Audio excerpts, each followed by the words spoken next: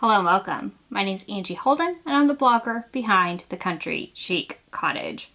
Today I am going to make a custom wax stamp to make wax seals with my xTool F1 Ultra laser, and I cannot tell you how excited I am that this project actually worked, and I hope you will be just as excited when you see the results. So first of all, you will need a blank wax stamp. So I will link to the one that I purchased below. It is just blank on the end and you just unscrew it and can put the brass part in your laser. Now, as far as I know from my research, you're only going to be able to do this with a fiber laser, which the xTool F1 Ultra has a fiber laser included. Other laser types won't get deep enough into this brass to do this. And because we're dealing with hot wax, it is going to need to be brass in order to hold up to the heat. So do keep that in mind before you continue with this tutorial, but even if you don't have this laser, you might want to check it out. This might be the reason to get this laser. So let's go ahead and jump into the xTool software and see how to make the design first of all. Go ahead and change your process to embossment. Click on AI on the left-hand side and you want to go to image processing and then go to embossment. And then you're going to upload your image. Now, it is going to be very important that you upload an image that has a background, and I will show you why in a minute. So I uploaded a PNG file and it has a white background. The background is not removed. I also picked deboss and then generate, and that will generate the depth map that you're gonna need. Now, if you look on the left-hand side, the top embossment is the one I'm gonna use, and that was the PNG file that had white behind it. The next one is one that didn't have white behind it. It had a transparent background, and the xTool software just will not work with that. Now, I also want to encourage you to use a file that has plenty of white area around the outside, and I'm going to show you why next. So you go ahead and add that file to your canvas and go ahead and draw a circle that is the size of the base.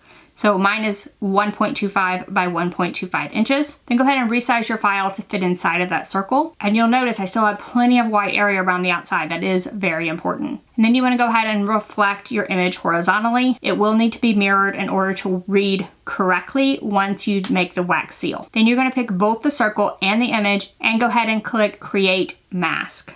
This will mask everything around the outside. Then your file is ready. You can go ahead and head to your laser, remove the wood handle from the brass piece, and then add the brass piece inside the laser.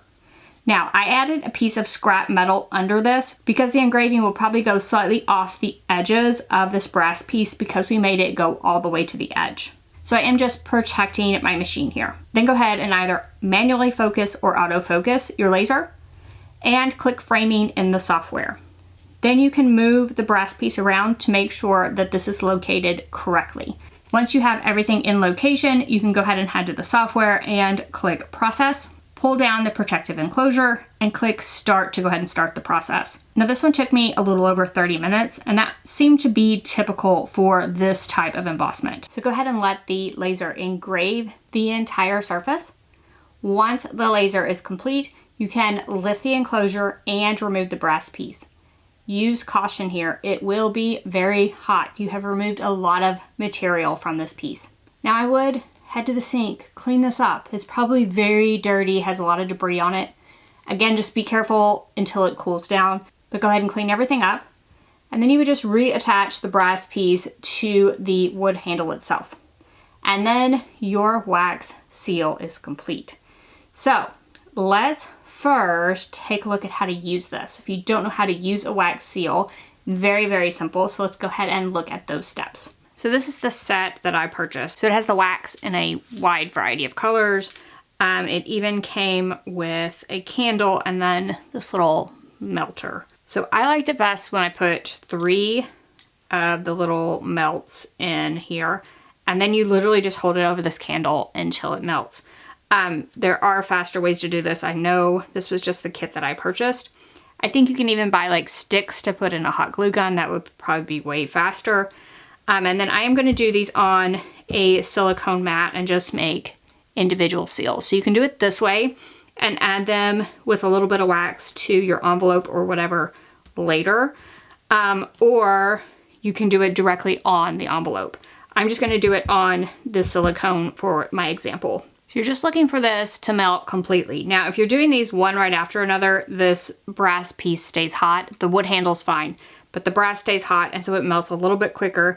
If you're doing them individually, it's going to take a little bit longer for it to melt. So I just look for it to be completely liquid, no chunks in there at all. And once I think, okay, this is ready, then I'm just going to pour it. And there is a spout on this. And I just use the spout to pour it basically into a pile.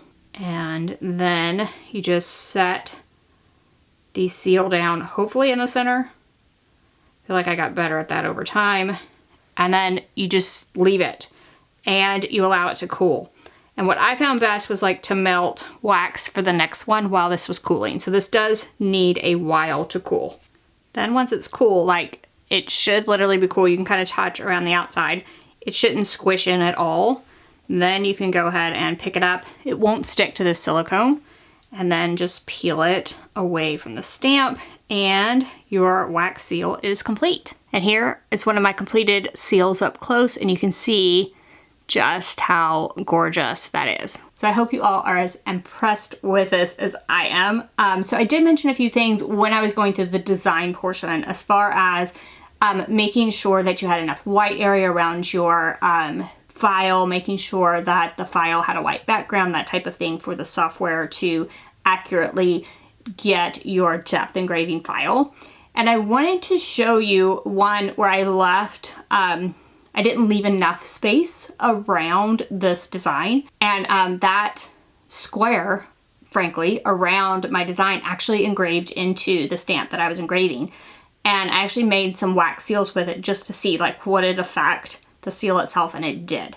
So let's take a look at the differences. So this version of the wax seal, I had the image was cropped really close when I imported it.